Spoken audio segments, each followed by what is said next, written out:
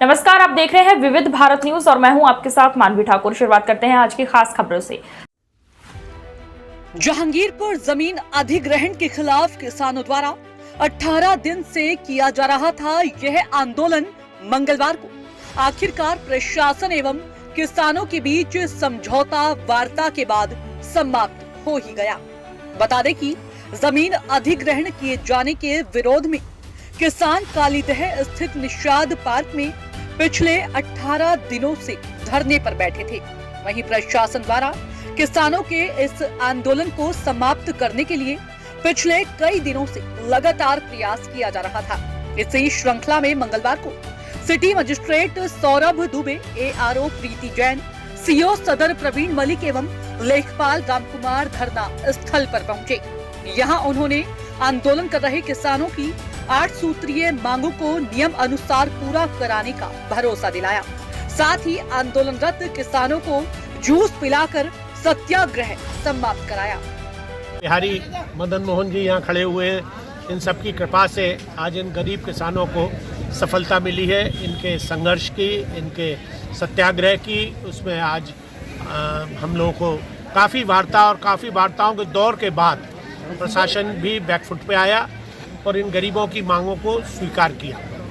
तो आज जो 5-6 मांगें थी इनकी मूलभूत से, उन सभी पे स्वीकृति हो गई है। एक लेखपाल का विवाद था कि लेखपाल ये न रहे, तो उस पर भी उन्होंने स्वीकृति दे दी है कि लेखपाल नहीं आ जाएगा। हालांकि एक लेखपाल इस पर कुछ नहीं कर पाएगा, वो तो टीम बनेगी, पूरी राजस्व विभाग की टीम बनेगी, वन विभाग की टीम बनेगी। वो कई लेखपाल मिलकर उस पर काम करेंगे, लेकिन जिनसे इनकी नाराजगी थी उनको हटा दिया गया। कोई समय सीमा तय की गई है कि पूरी प्रक्रिया कब तक होगी? हरी फसल खड़ी हुई है, मान लीजिए ये 282 में एक तो थोड़ा कंफ्यूजन ये था कि 52 एकड़ जमीन ली जा रही है। जमीन सिर्फ 11 हेक्टर ली जा रही है, 29 एकड़ 27 डेसिमल, 30 एकड़ से कम। तो वो जमीन ली जा रही है और 282 में इनको आगे दी जाएगी। लेकिन जहाँ दी जानी है वहाँ भी फसल खड़ी हुई है और कुछ आंशिक फसल इनकी जहाँ उजाड़ी गई है वहाँ भी खड़ी है। मैं स्वयं कल देख के भौतिक सत्यापन करके आया हूँ, वहाँ पर फसल खड़ी है। तो हमारी ये सांकेतिक सहमति बनी है कि इन लोगों को किसी तरह की कोई वहाँ पर जब तक हटाया नहीं जाएगा जब तक कि दूसरी जगह खाली नहीं हो जाएगा।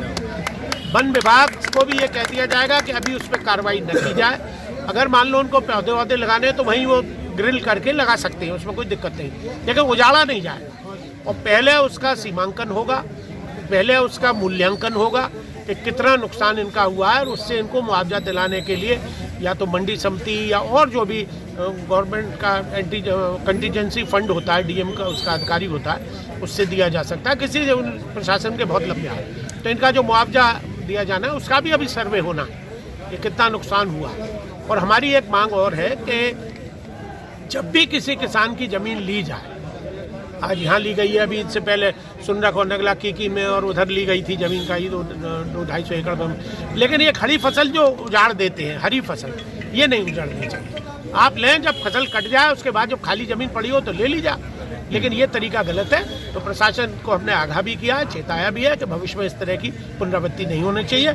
और आज इन सब लोगों ने सहमति सारे बिंदुओं पर विचार 7-8 बिंदुओं पर करके सभी पैसे मुकदमे सबके वापस हो गए, चाहे किसी भी धाराओं में हो। सब CO साहब मौजूद थे, उन्होंने दिया। तो हम प्रशासन को, CO साहब को और इस बात का भी हम धन्यवाद देते हैं कि पहले दिन जो थोड़ी बहुत बलात्पूर्वक खत्म कराया गया।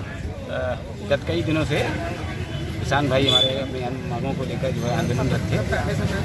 कई दिनों से जो है प्रशासन और किसानों की जो सहमति नहीं हो पा रही थी, परंतु दोनों बीच में कई दौर की जो वार्ता हुई, वार्ता होने के बाद जो है आपसी कई मुद्दों पर जो है सहमति वो बन गई है और आज जो है सफलतापूर्वक जो है कि किसान क्या इनकी ज़मीनें वापस मिलेगी क्या? इनकी जो ज़मीनें थी, जो अभिलिखित खातेदार हैं, जहाँ उनकी ज़मीनें हैं, तो उनको जो है अभिलिखित खातेदार उनको मुआवजा भी दिया जाएगा क्या जो फसल जो इनकी बर्बाद हुई है उसके लिए जो भी जो नियमानुसार आवश्यक कार्रवाई करी जाएगी। कुछ मकानों की बात थी, 3 लोगों को मकान देने की बात थी। आप वो भी जो है जो भी कुछ नियम कानून में होगा सारी मांगे मान ली गई हैं। हाँ, जो नियम जो है नियम संगत होगा बिल्कुल 100%। किसानों को जो मुकदमे थे वो वापस लिए जाएंगे क्या? इसके जो है इसके बारे में विचार किया जाए। Rajiv Academy for Technology and Management जिले में उच्च शिक्षा का बड़ा केंद्र हो गया है। Doctor APJ Abdul Kalam technical university के MBA से 7वीं रैंक प्राप्त इस कॉलेज में छात्रों को न केवल पढ़ाई का बेहतर माहौल मिल रहा है, बल्कि बहुराष्ट्रीय कंपनियों से बेहतर प्लेसमेंट भी। उच्च शिक्षा का बेहतर केंद्र इसलिए भी है क्योंकि यहाँ कौशल विकास के लिए नियमित कार्यशाला, प्रशिक्षण कार्यक्रम, अतिथि व्याख्यान का भी आयोजन होता है। युवाओं में इस कॉलेज के प्रति क्रेज बढ़ता जा रहा है। कॉलेज की विशेषता है कि औद्योगिक क्षेत्रों की यात्रा कराकर विद्यार्थियों को व्यावहारिक ज्ञान भी दिया जाता है, जो उनके जीवन में महत्वपूर्ण भूमिका निभाता है।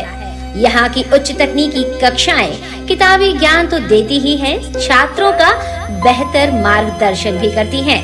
पढ़ाई के अलावा अतिरिक्त पाठ्य चर्चा में भी छात्र भाग लेते हैं। इससे उनका आत्मविश्वास तो बढ़ता ही है, साथ ही व्यक्तित्व में भी सुधार होता है।